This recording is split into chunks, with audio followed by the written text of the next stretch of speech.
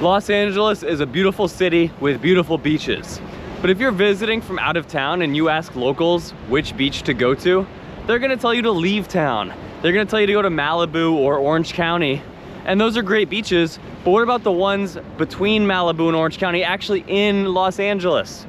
This past summer, I went to every single beach between Orange County and Malibu. I walked every mile of sand, and I'm here to give you a concrete rating of which beach is the best, which beach is my favorite, and which beach you should go to. I ranked these beaches based on the sand and water quality. You know, is there trash floating around? Is the water blue? Are there needles on the beach? Long Beach. I rated based on activities. Can you go snorkeling? Can you play volleyball? On amenities, are there bathrooms? On accessibility, how's the parking? Can you take the train? There's all kinds of things, and there's a different beach for everybody. So hopefully by the end of this video, you'll know what beach to go to when you don't have time to sit in traffic on the 405. You just want to get out there and enjoy this. Our first beach is Topanga. Since we're going north to south in this video, this is about as far northwest as you can get before you hit Malibu. Topanga is mainly a surfer's beach. You know, people like to hang out there. You kind of get evidence of partying if you look around the corners and stuff, some trash, but besides that, it's pretty clean. Especially the water is really nice because you're far from a lot of the major runoff channels from the city and the roads and stuff. You do have this weird little lagoon area, which seems like it's just filled with stagnant water from Topanga Canyon, so I would avoid that and avoid letting your kids get in that. But especially the eastern stretch of beach is really nice. It's sandy.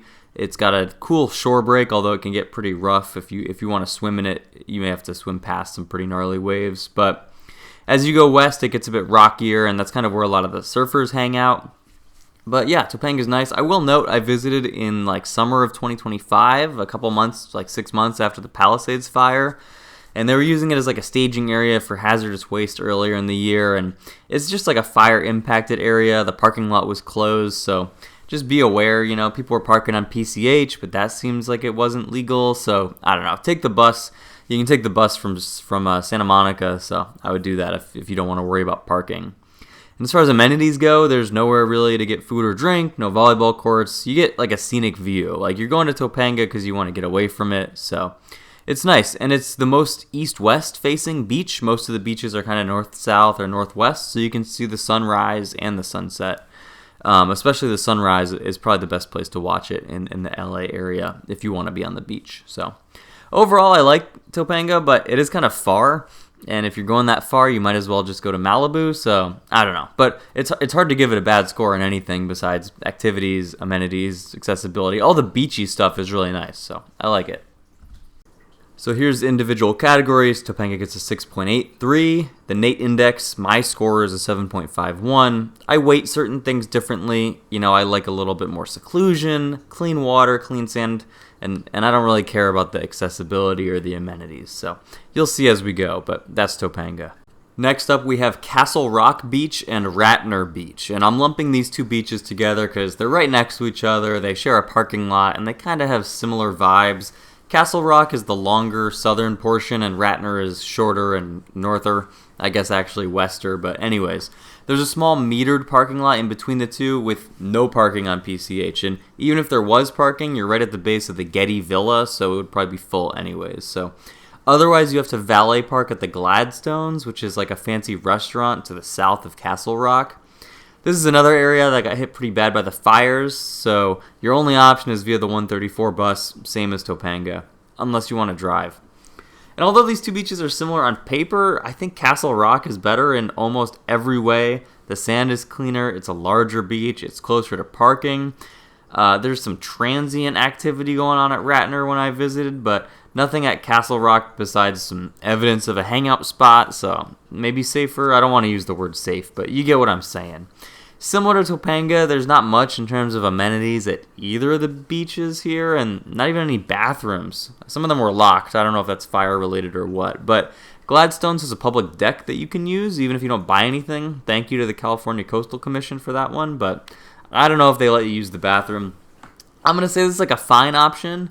These beaches are solid. They're not crowded because of the parking, and so if you get to them, they're pretty chill and peaceful, but It's really nothing special. I think technically they're part of Will Rogers State Beach, but the vibe is different and they're separated by like half a mile of rock, so they get a separate section. And it's not a great surf spot either, if that's what you're looking for. So here's the score. Again, not bad, but Topanga kind of just does all this stuff better. And now we get to the 2-mile-long Will Rogers Beach. This is where you start to see those wide open LA beaches with mansions looking down at you, but not the north section, which actually has a lot more in common with Castle Rock than it does Santa Monica. Up here, the beach is made of sections of sand interrupted by small groins. The sand is nicer than Santa Monica, with less debris and dust in it. Will Rogers is slightly rockier in some places than other beaches, but it's pretty marginal. There's a ton of volleyball courts, and the southern section of the beach, called Ginny Rogers, is a popular gay beach, so if you want to play volleyball in a Speedo, there's really no better place in LA to do it. Like the others, you can get to Will Rogers via the 134 bus, and there's also plentiful paid parking in massive lots. It's like $15 for the day, so... Also, this beach is the north end of the Strand, the bike path. The path goes all the way up the beach and it ends here. So it's the last beach you can bike to without having to ride on PCH. But overall, Will Rogers is a solid contender if you want to avoid crowds without having to travel super far out of the city. There's clean bathrooms, plenty of open parking spaces, there's a snack shack, so you really got all the major beach amenities covered. It is separated from houses and stores and everything by either large coastal bluffs or PCH, so it's kind of detached from the city, for better or worse. And it's not a great surf spot, but maybe the southern part's kind of mellow, good to learn. But yeah, I like Will Rogers, but it's not really my favorite kind of beach. So it gets a 7.1, which is the highest score yet, but actually the score for me personally is lower than Castle Rock or Topanga. Santa Monica is a long, uninterrupted stretch of sand that can roughly be broken up into north of the pier and south of it. North of the pier, there are coastal bluffs separating the city from the sand, and the further north of the pier you go, the less crowded it gets. The only buildings are the bathrooms, along with a string of beach houses and some fancy rich person beach clubs. Side note, if you want a taste of the rich person beach club life, you can check out the Annenberg Community Beach House, which is cheap and open to the public. But as you get down to the pier, it gets more and more chaotic. It's one of the busiest tourist attractions in California. It doesn't really have that much going for it. I think it's worth checking out once, but it's mostly overpriced food and knickknacks. There are some massive parking lots adjacent to the pier, as well as a metro stop about a half mile up the street. It's all very accessible, but the beach itself by the pier is pretty gross. Within 100 yards, they recommend you just don't swim because it is some of the dirtiest water in the state. Despite all that, the sand is pretty clean, and I actually think the best part of Santa Monica is if you go decently south of the pier, somewhere in between Venice and Santa Monica. It's pretty great. It flattens out, and yeah, I kind of like Santa Monica, but the crowds and everything just kind of take a fair bit away, and you definitely have to watch where you're swimming. Santa Monica scores pretty high thanks to the accessibility, activities, and amenities, but if you're looking for no crowds and clean water, I'd stay away. Next up is the famous, and dare I say most misunderstood beach on the list, Venice. Of course, it's got the GTA boardwalk and the skate park and all the white people with dreads and booty shorts with inappropriate text on them, but the southern part of Venice Beach, which is known as the Peninsula, is a super quiet beach with clean water and almost no crowds. This is, not coincidentally, the hardest part of the beach to access, and infrequent bus service and not much parking, and even difficult to bike to because there's no bike path south of the pier. But regardless, it's one of my favorite beaches in LA. And even the Venice Boardwalk, it is like a huge tourist attraction like the Santa Monica Pier, but I actually like it. Kind of a weird way. I think it's, trashy and smells like weed, and you might get hassled by someone for something, but it's interesting. There's like authentic stuff going on. There's like a drum circle. They're selling like homemade stuff, and the beach isn't even that bad by the boardwalk. It's not like paradise, but it really doesn't get too crowded once you get away from all the parking lots. So yeah, I would say Venice is underrated. I think it's better than Santa Monica in most ways. Maybe a bit harder to get to, but if you're close by, it's sure beats Santa Monica. The pier is kind of underwhelming. It's just mostly for fishing and maybe karaoke, and there's actually pretty decent surf, but it closes out. And Venice Beach actually gets a 7.67. I think it has something for everyone. I think it's not that far from anywhere.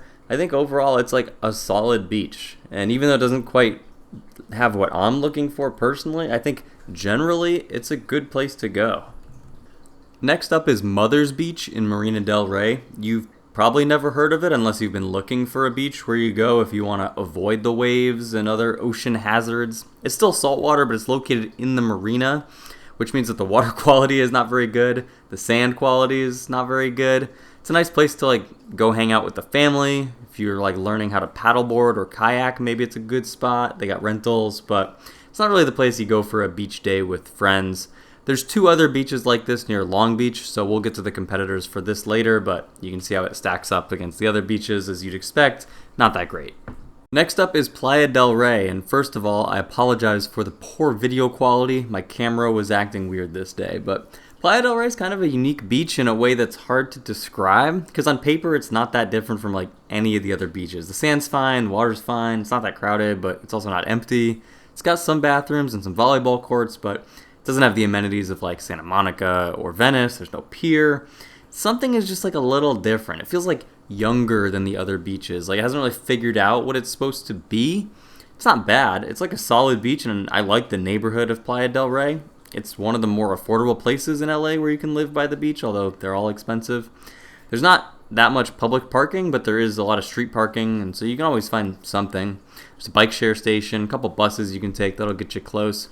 It's just a good option if you want to just go hang out with friends and you don't want to have to pay for parking. But if you do go like really far south from the beach, there's like some scavenger type people living in the area around the bathroom. So just a heads up for that. But yeah, Playa del Rey gets like a mid-6 score. It's solid. I mean, there's nothing like bad about it, but it just doesn't really do it. Except skimboarding. It's a really good beach to skimboard if you're into that. Dockweiler. Dockweiler State Beach is the airport beach. You are jammed up against LAX and you get all the plane noise and everything, but you also get no rich people houses. And having no rich people houses on the beach means that you can kind of do whatever you want. It's the only beach in LA where you can have campfires on the beach, which is awesome. There's a couple dozen fire pits that fill up really quick, so you gotta be hustling to get one of those. But I will say the beach itself is kind of mediocre. It's just a bit dirtier, and I like the other beaches in the area. Just better sand quality, better water. Dockweiler also gets crowded. There's huge parking lots, and they all can fill up on summer weekends. For some reason, Dockweiler has a reputation of being dangerous. Like, I've seen people on the internet claim there are designated gang nights at Dockweiler. I've been there like dozens of times, varying times a day. I've never seen or heard anything weird go down. It's more dangerous than like Manhattan Beach, I guess, but I wouldn't really be concerned about that. There's also an RV park and a youth center with a cafe and a bunch of volleyball nets, so Dockweiler is interesting, but it's not really for me. But if there's something specific you want to do, if you want to learn how to hang glide, Dockweiler is the place. Now, I will admit I didn't do Dockweiler any favors by coming on a gloomier morning to film instead of a sunny afternoon, but that being said, I've been on sunny afternoons. It's a 5.67 beach. That's being a little charitable. Just because it does have options for people, I'd say it's not terrible. It's certainly better than not going to the beach at all. Next up is El Segundo Beach, an oft-forgotten option between Dockweiler and Manhattan Beach, and truthfully forgotten for good reason. There's not really any reason to go. If you like to surf, it could be a good place to surf sometimes. There's a volleyball court or two. There's some showers and bathrooms, but honestly, it's just like the same kind of dirtier sand and airport noise and industrial area as Dockweiler. Very little parking. I don't know. There's just not really a good reason to go. It's less than a mile long. It's just kind of like an afterthought. They don't clean it very much. I bike on the Strand bike path a lot, which goes right through it, and there was a dead seal washed up for like a month and a half before they cleaned it up. Just like, it's kind of just a whatever area. It is the lowest score of any of the normal beaches on this list. I wouldn't go. Manhattan Beach is nice. It's really the northernmost stretch of the South Bay beaches. Playa del Rey kind of counts, but Manhattan, Redondo, Hermosa, Torrance, those are the next 4. And of those, Manhattan feels the nicest. It's the wealthiest. It's got like a pristine beach, a great pier with a free aquarium, lots of volleyball courts, access to restaurants, solid surfing, beautiful separated bike and pedestrian paths, and it doesn't get that crowded just because parking is a nightmare. There is a bus that you can take from the Redondo Beach train station that'll eventually get you to the beach here, but don't count on public transit in this part of the city. The sand is some of the best in LA. The water's really nice. There's a good spot to skimboard by the pier. There's really no serious drawbacks. Like if you're visiting LA and you don't want to go too far and you want like a nice, calm, chill beach that's clean, hard to beat Manhattan, especially if you're staying near LAX. Yeah, I would say Manhattan's a great option.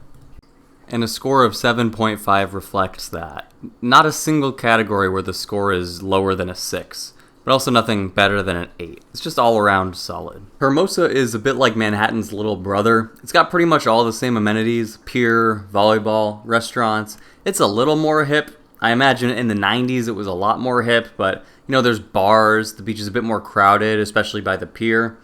Hermosa is also harder to get to than Manhattan because once the paid lots fill up, there's really strict rules around street parking in the summertime. And then honestly, it's hard for me to recommend Hermosa when Manhattan is right there, but it's got the same ingredients. And also I've noticed the water seems a little cleaner in Hermosa, or at least clearer, so that's a bonus. Hermosa is also my home beach. I'm not from there, but it's the closest one to my house. I still find myself in Manhattan more though. Hermosa gets a 6.8. Honestly, that's not bad.